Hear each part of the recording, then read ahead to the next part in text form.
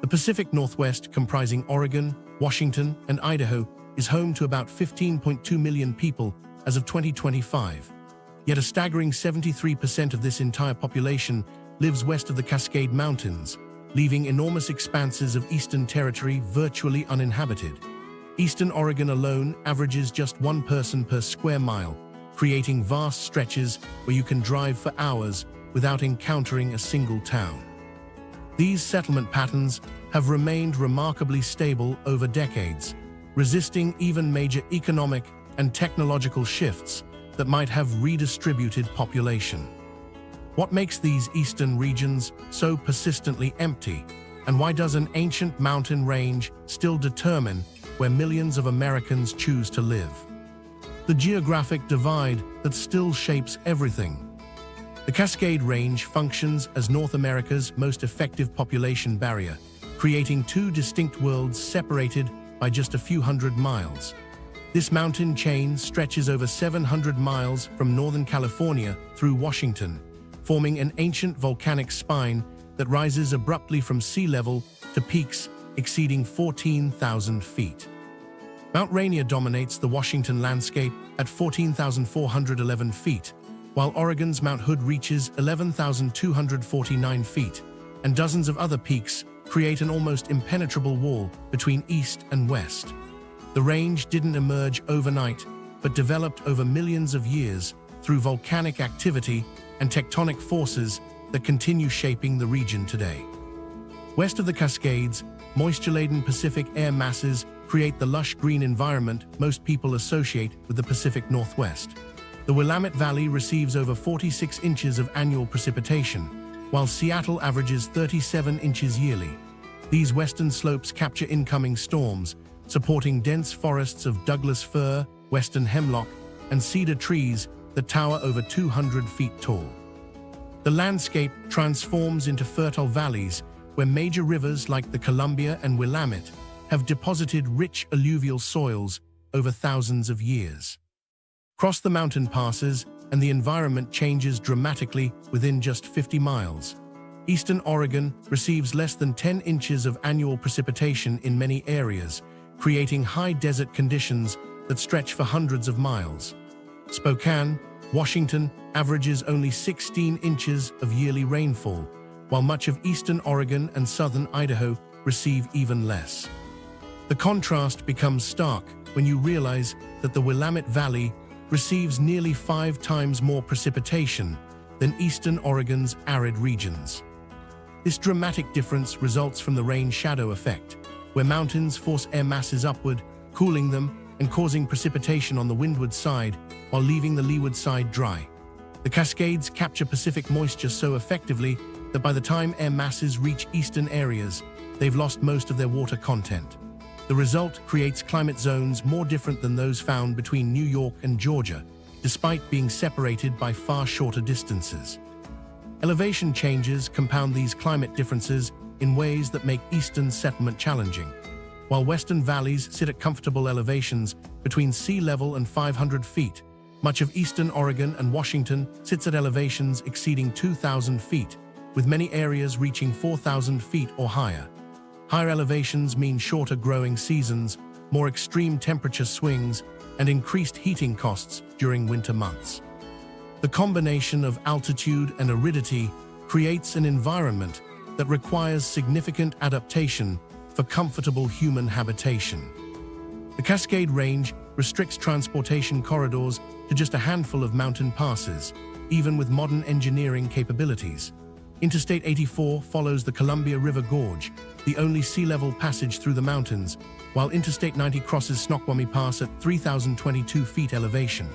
Highway 58 traverses Willamette Pass at 5,128 feet, and several other routes require crossing elevations exceeding 4,000 feet. These limited corridors create transportation bottlenecks that increase shipping costs and travel times to eastern regions. Winter weather regularly closes these mountain passes, isolating eastern communities for days or weeks at a time. Snoqualmie Pass receives over 400 inches of annual snowfall, requiring constant maintenance and creating hazardous driving conditions from November through April. The Washington State Department of Transportation spends millions annually just maintaining these few mountain crossings, and despite these efforts, weather-related closures remain common throughout winter months. Volcanic activity within the Cascade Range continues influencing soil composition and agricultural potential across both regions. The 1980 Mount St. Helens eruption demonstrated how quickly volcanic events can reshape landscapes and affect local economies.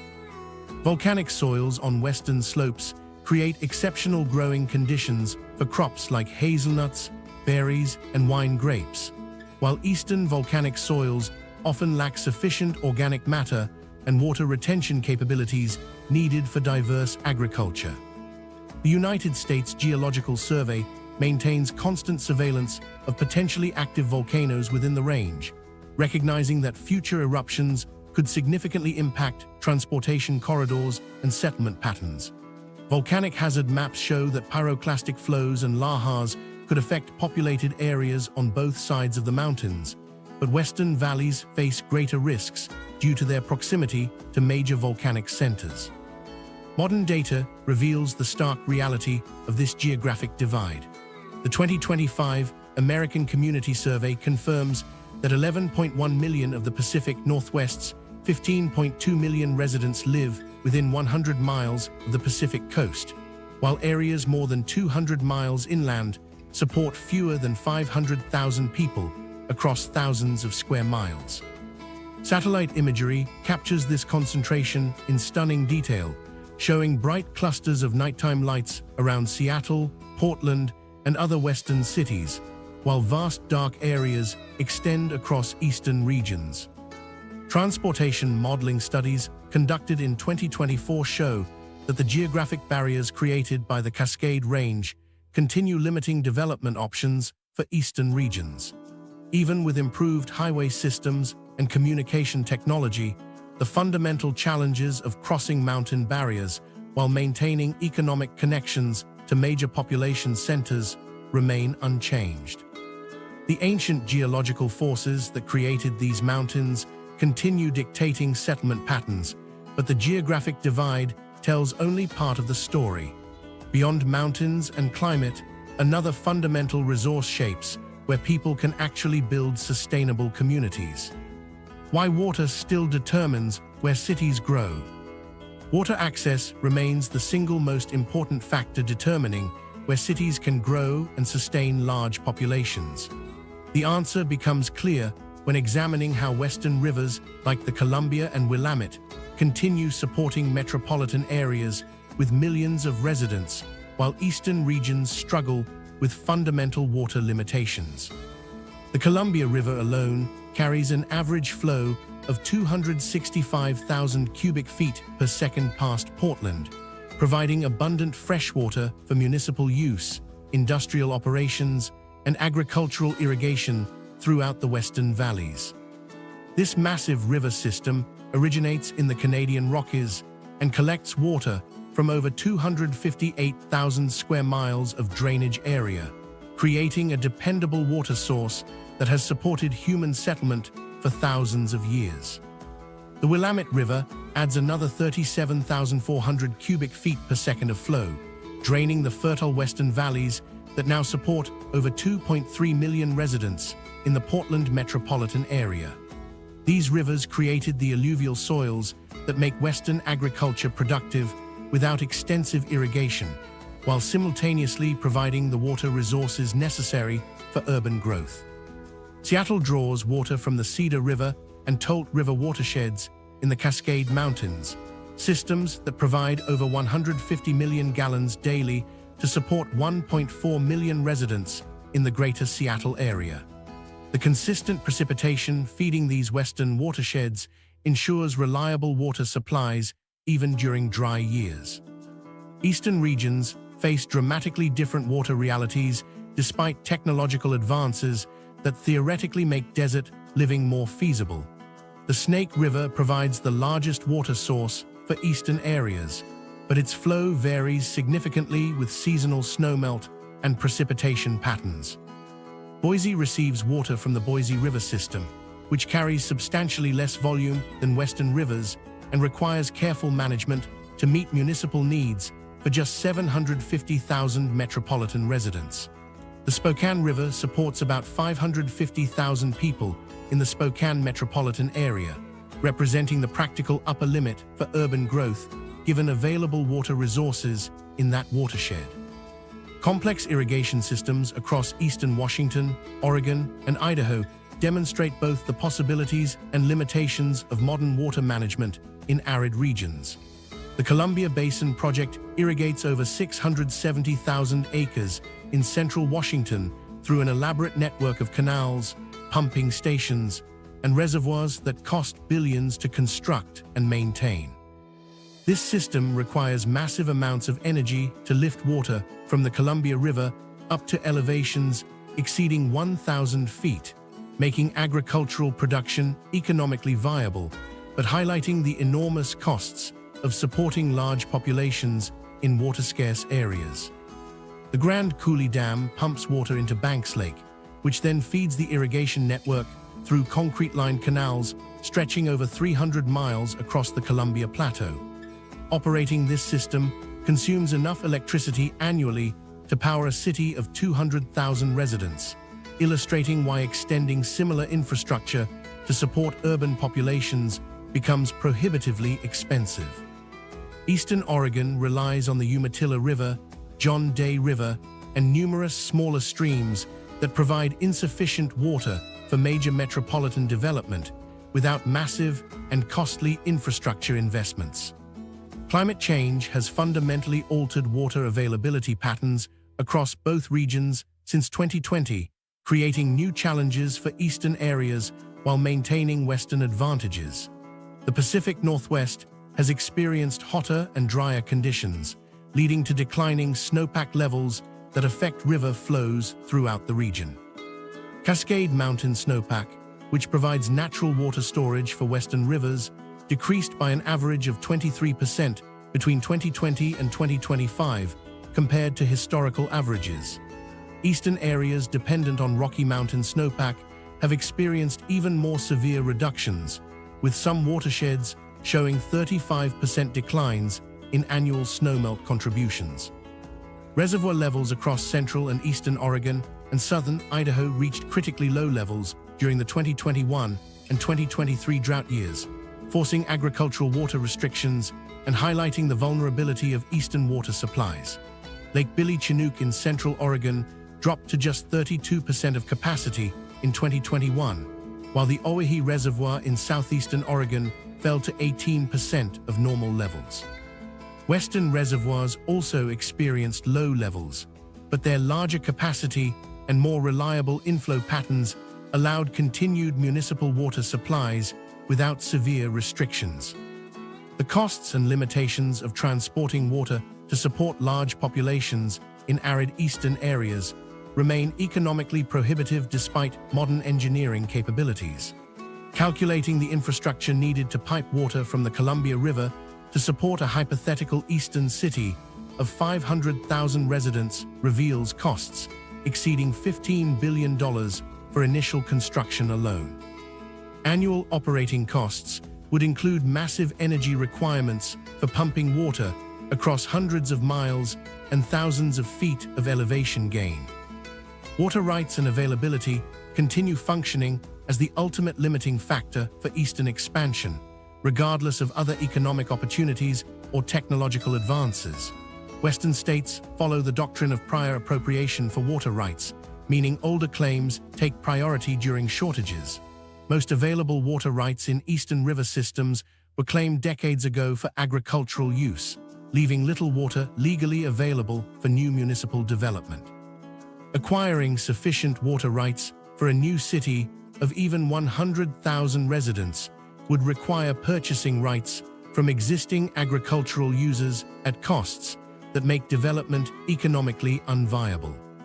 The fundamental reality remains that water determines where cities can grow, and eastern regions simply lack the abundant, reliable water sources that continue supporting millions of residents west of the Cascades.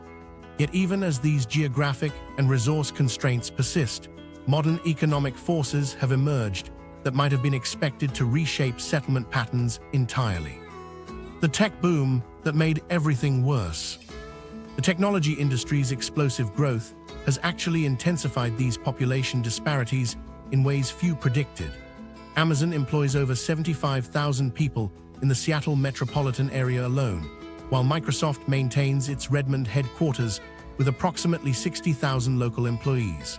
Google has expanded its Seattle operations to include more than 8,000 workers, and Meta employs another 4,500 people in the same region. These numbers represent just the direct employees of major tech companies, not counting the thousands of contractors, suppliers, and service providers that support these operations. Portland has experienced similar tech concentration, with Nike's global headquarters employing 12,000 people locally, while Intel maintains over 23,000 employees across its Washington County campuses. The combined payroll of these companies exceeds $15 billion annually in the Portland metropolitan area alone, creating enormous economic gravitational pull that attracts additional workers and businesses. This concentration has created what economists call agglomeration effects, where the presence of one major company makes a location more attractive for others in the same industry. Tech companies avoid establishing major operations in eastern regions for reasons that go beyond simple preference.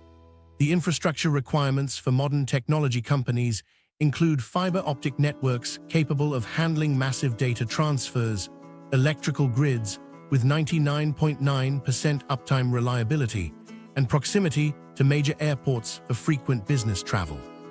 Seattle-Tacoma International Airport handles over 50 million passengers annually and provides direct flights to major Asian markets that are crucial for tech companies with global operations. Eastern regions lack comparable infrastructure, with Spokane International Airport handling fewer than 4 million passengers yearly and offering limited international connections. The skilled labor requirements for technology companies create another barrier to eastern expansion. The University of Washington graduates over 1,500 computer science students annually, while Washington State University produces another 400 graduates yearly. Oregon State University and Portland State University combined graduate nearly 800 computer science students each year. These universities have developed specialized programs and research partnerships with local tech companies, creating a steady pipeline of qualified workers. Eastern regions lack universities with comparable computer science programs or the critical mass of graduates needed to support major tech operations. High-paying tech jobs have fundamentally altered housing markets throughout Western metropolitan areas, creating a feedback loop that attracts even more highly educated workers. The median salary for software engineers in Seattle reached $165,000 in 2025, compared to $95,000 for similar positions in Spokane. Amazon's stock compensation packages often add another $50,000 to $100,000 annually to employee compensation, creating wealth that drives up real estate prices throughout the Puget Sound region. Housing prices in King County increased by 85% between 2015 and 2025, yet tech workers continued moving to the area because salary premiums more than offset higher living costs. Network effects make tech companies cluster together rather than spreading across geographic regions, intensifying Western concentration patterns. When Apple established its engineering offices in Seattle, the company specifically cited access to talent from other tech companies as a primary factor. Facebook's Seattle expansion targeted engineers from Amazon and Microsoft, while Google's growth strategy involved recruiting from the existing tech ecosystem. This creates a circular pattern where each new tech company makes a location more attractive for additional tech companies, while making it harder for isolated eastern locations to compete for the same talent and investment. Remote work trends following 2020 were initially expected to redistribute tech workers across broader geographic areas, potentially benefiting eastern regions with lower living costs.